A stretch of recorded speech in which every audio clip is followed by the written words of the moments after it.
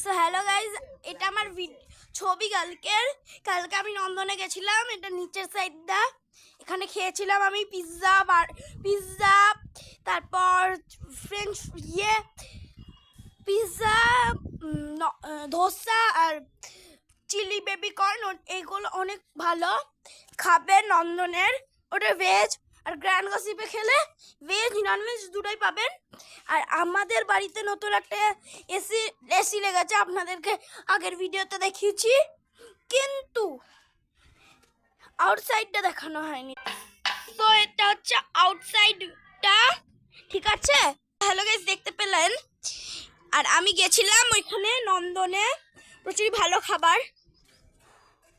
অবশ্যই 14 আর 15টা দেখবেন, ওটা প্রচুর দাল হতে বলেছে, কারণ যেহেতু ওটা 14-15-এর হোলির ভিডিও, ঠিক আছে? দেখবেন।